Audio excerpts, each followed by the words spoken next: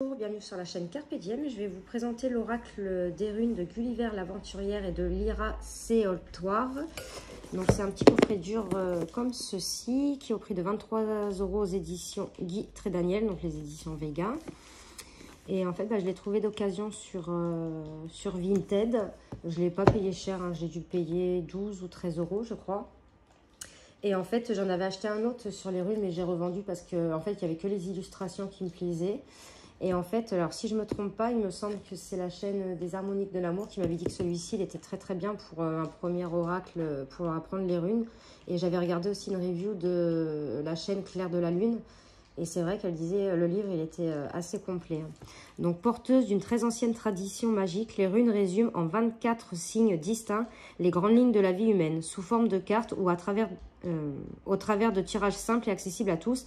Elles nous mettent ainsi en relation avec leur signification profonde, nous aidant à y trouver un écho à nos récurrentes préoccupations, une réponse à toutes nos questions, un précieux outil divinatoire chargé d'histoire ancestrale qui nous accompagnera au quotidien. Les runes de la mythologie slave, germanique et nordique ont toujours été au centre de la spiritualité, de la pratique de Lyra Séoltoire. Païenne et sorcière, passionnée d'histoire et de reconstitution médiévale, elle utilise constamment ces symboles sacrés. Elle a ainsi apporté tout son savoir et sa préscience à cet oracle des runes, éclairant leur passionnant aspect divinatoire encore auréolé de mystère.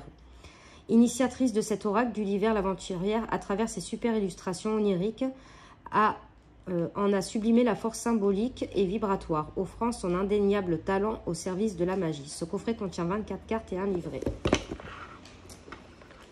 Donc, hop, on a l'intérieur de la boîte qui est comme ceci. On a le dos des cartes comme ceci. Et on a un bon petit livret, hein. Il est plus épais que d'autres. Donc on a une introduction. Bon, je ne vais pas vous lire tout parce que sinon ça va être très très long.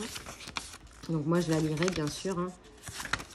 Nettoyage, consécration du jeu, les tirages, le conseil. Alors, on a le tirage de la balance, le tirage du masque de l'Yggdrasil, le dialogue, quelques conseils pour manipuler les cartes. Donc, elle explique là aussi de tenir un journal et tous les tirages. Et enfin, là, on a les runes. Et en fait, on a pas mal de pages pour une carte. 1, 2, 3, 4, 5. 5 pages et parfois plus, hein. Que j'ai feuilleté vite fait comme ça. Parfois, on en a beaucoup plus. Donc, c'est comme ça pour toutes les cartes. Donc, c'est vrai que le livre a l'air d'être super intéressant. Hop, donc là, ok. Donc, on a aussi les cartes. Le message. Alors, en fait, sur la carte, vous voyez, c'est long. Hein. Celle-ci, admettons. Donc, on a la signification de la carte, la toile de fond. Donc, c'est très, très long. On a le message divinatoire et la carte en renversé. Là, on a un mot des auteurs, la source bibliographique et la table des matières qui est à la fin. Donc, ça a l'air d'être un livre assez complet. Donc, on a les tranches dorées. Bon, moi, je l'ai trouvé d'occasion, donc il a servi, mais bon, ça va. Hein. Alors, je vais vous dire les noms qu'il y a sur les cartes. Donc, moi, j'ai pris celle où il n'y a pas les bordures. Donc, je ne sais pas si je dirais bien la prononciation. Donc, excusez-moi d'avance. Donc, on a Féo. Ur. Déjà, j'adore les illustrations. Déjà, ah oui, les cartes sont de très, très bonne qualité. Tur. As. Raïdo. Kenaz. Sebo. Winjo. Agal. Nodiz, Isa, Gera, Eoise, Perto, Éole, Sowilo. Alors ça, je sais pas, je sais pas. Bercano, Eloise, Manaz, Laguse, Ingoise, Donc les illustrations, elles sont très très belles. Dagaz. Et enfin, au talent. Au talent, je sais pas. Donc je vais mélanger le jeu. On va tirer une carte, mais je pense pas que je vais tout vous lire parce que ça va être trop long pour vous. Donc je pense que je vais vous lire le message divinatoire et le message renversé. Donc déjà, ils se mélangent très très bien.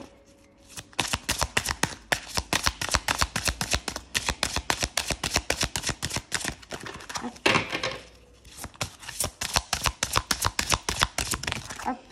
Et ben voilà, c'est celle-ci qui est tombée. Raido. Donc déjà, l'illustration, elle est très très belle. Alors, je ne sais pas si c'est par ordre alphabétique, non. Donc, en fait, vous allez à la table des matières.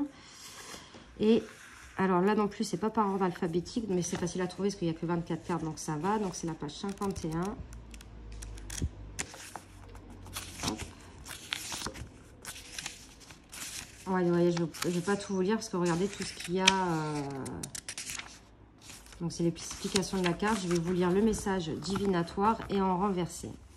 Alors, Raido est un véhicule qui propose à celui qui la rencontre de monter à son bord et d'avancer le long d'un chemin. Elle dispense son aide pour parcourir une voie difficile, est synonyme de voyage physique ou spirituel, d'effort, d'avancée, d'évolution et par ce biais de transformation positive en sortant d'une stagnation néfaste. Grâce à elle, les forces et les décisions pourraient être canalisées pour servir un même but et aider à une progression vers l'amélioration de la situation. Lorsque l'on planifie un déplacement, elle annonce également que le voyage se fera dans de bonnes conditions. Elle concerne également la communication et l'équilibre. À l'image des rayons identiques de la roue, elle rappelle le principe hermétique, ce qui est en haut est comme ce qui est en bas. Et que tout voyage du corps est aussi un voyage de l'âme. Cette rune de changement annonce une guérison, un changement de soi profond et une meilleure compréhension des forces qui nous entourent et agissent autour de nous. Elle invite à croire davantage en soi-même, à avoir confiance en la vie et son destin, sans se perdre dans des illusions stériles. Lucide et sage, elle ouvre les yeux de celui qui l'attire pour le mener sur le bon chemin. Un chemin qu'il connaît déjà intuitivement. Lors d'une phase difficile de l'existence, elle encourage à continuer sur la voie que l'on s'est fixée, rassurante et annonçant que le soulagement est proche. Renversée, elle attire l'attention du consultant sur le soin qu'il porte à son quotidien et à ses relations. Certains liens moribonds doivent être rompus comme les amarres d'un bateau retenu au port. C'est la condition indispensable pour avancer.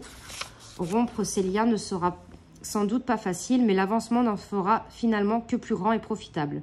Toujours rassurante et positive, elle pose un regard bienveillant sur le consultant auquel elle apparaît, lui assurant que les choses finiront toujours par rentrer dans l'ordre. Les événements de la vie que l'on voit, comme les échecs, les obstacles, des blocages ou des pertes de repères, sont peut-être simplement là pour montrer que les chemins empruntés ne nous conviennent pas. Les signes sont autant de panneaux indicateurs auxquels il nous suffit d'obéir pour retrouver notre voie. Donc voici pour l'oracle des runes de Gulliver l'aventurière et de Lyra Séoltoire. Donc j'espère que cette petite vidéo vous aura plu. N'hésitez pas à mettre des commentaires, à liker, à vous abonner. Et moi je vous fais de gros bisous et on se retrouve pour de prochaines vidéos. Merci.